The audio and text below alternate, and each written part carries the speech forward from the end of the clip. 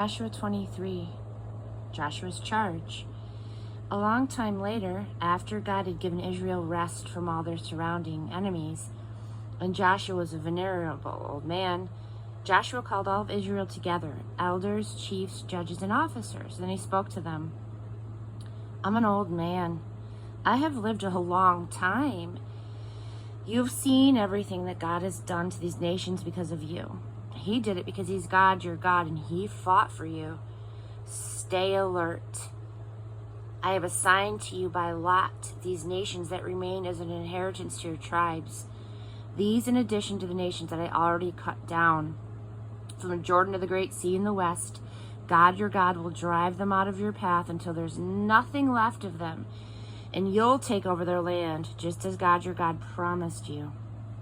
Now stay strong and steady. Obediently do everything written in the book of the Revelation of Moses. Don't miss a detail. Don't get mixed up with the nations that are still around. Don't so much as speak the names of their gods or swear by them. And by all means, don't worship or pray to them. Hold tight to God, your God, just as you've done up to right now.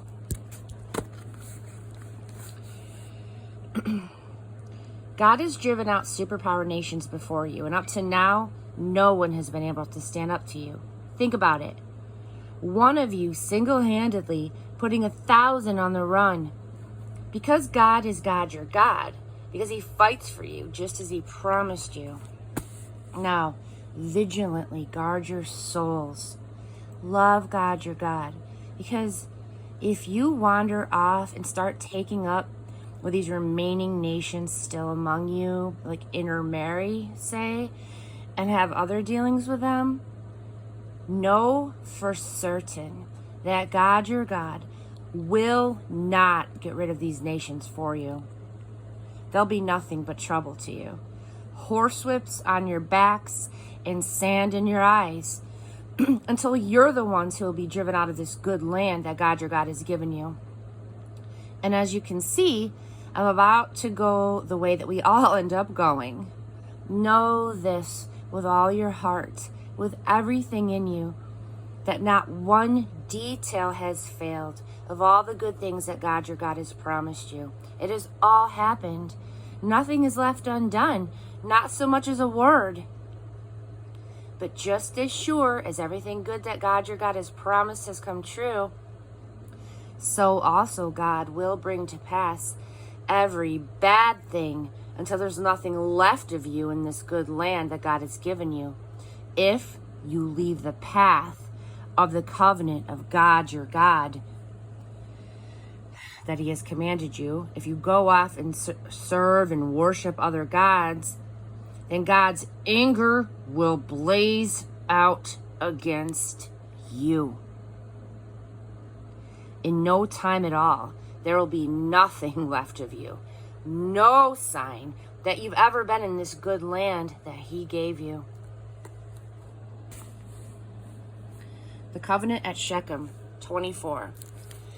Joshua called together all the tribes of Israel at Shechem.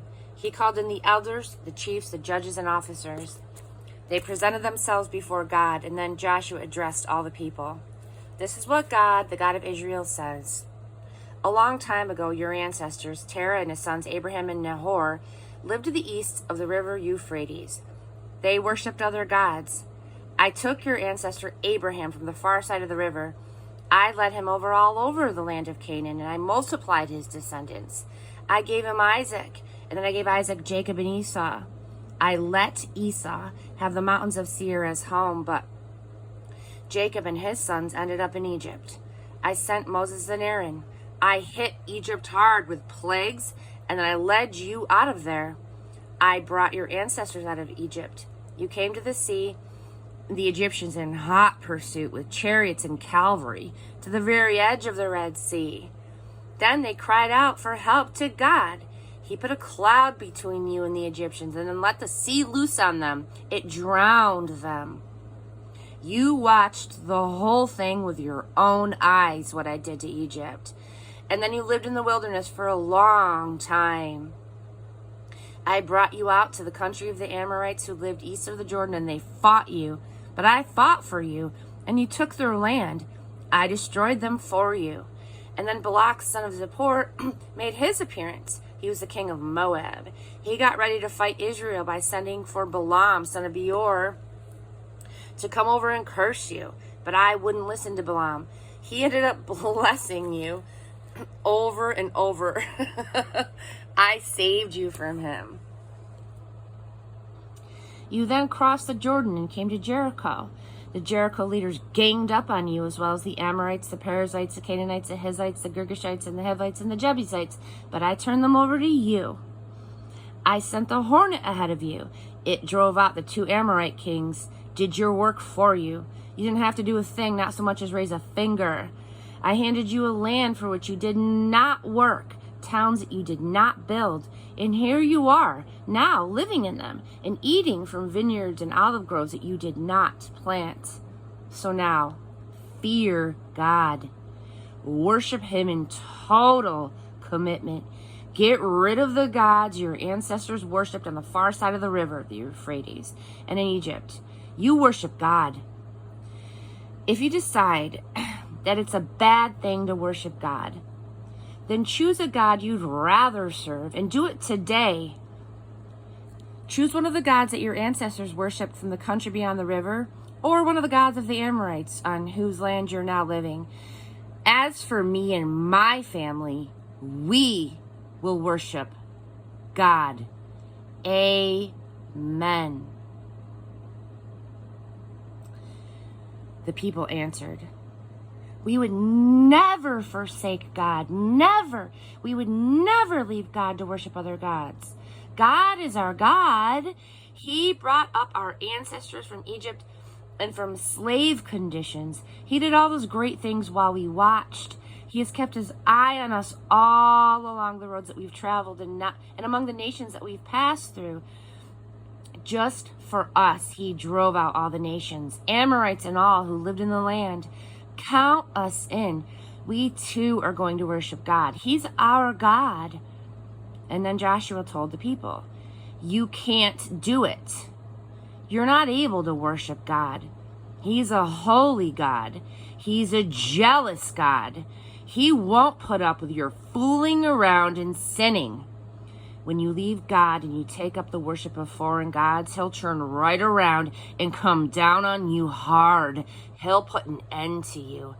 And after all the good he has done for you. But the people told Joshua, no. We worship God. And so Joshua addressed the people. You are witnesses against yourselves that you have chosen God for yourselves to worship him. And they said, yes, we are witnesses. Joshua said, now get rid of all the foreign gods you have with you. Say an unqualified yes to God, the God of Israel. The people answered Joshua, we will worship God. We'll do what he says. Whatever he says, we'll do. Joshua completed a covenant for the people that day there at Shechem. He made it official, spelling it out in detail. Joshua wrote out all the directions and regulations into the book of the revelation of God. And then he took a large stone and he set it up under the oak that was in the holy place of God. Joshua spoke to all the people. This stone is a witness against us. It has heard every word that God has said to us.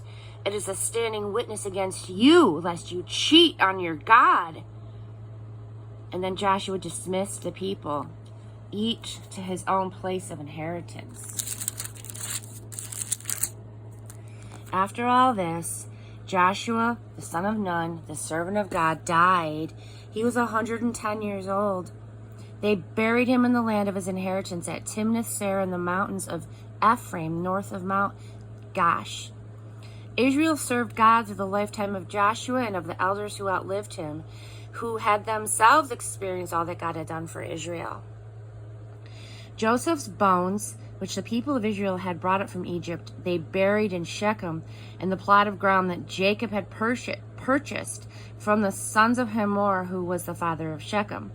He paid 100 silver coins for it. It belonged to the inheritance of the family of Joseph. Eleazar, son of Aaron, died.